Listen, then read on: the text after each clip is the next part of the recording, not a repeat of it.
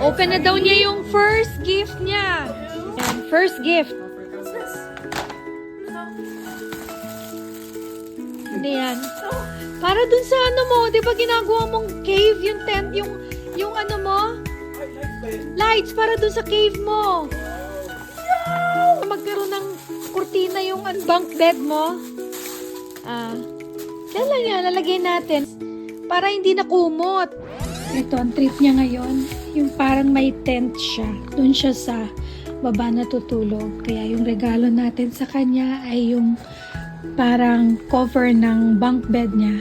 Para magmukhang mas maayos kaysa dyan. Ilalagay lang sa kurtina. Di ba gusto niya yung sa baba ng bunk bed niya, gusto niya may cover. Totoo na siya. Tapos yung lights, yung battery na charge ko na. Oo, gamitin mo yung rechargeable batteries ng IKEA. Yun na yung bunk bed niya. Hinagyan namin ng lights.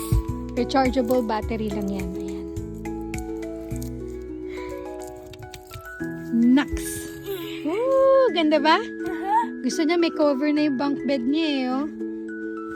Ayos. Ay, problema lang yung isa dito. Hindi niya alam paano na siya papasok sa room nila ni ate. So cute. Ito yung ano eh, ito yung katabi niya lagi matulog. Hindi siya happy yata sa ano ah. Nag-ocular? Ano? Okay ba?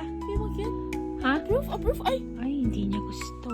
Eee, happy ba baby ko dyan?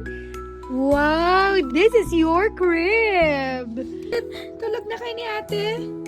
Good night, kid. my roommate. Good night, Tindy. Hyper siya. Bakit? Hyper. Super hyper ka. Good night.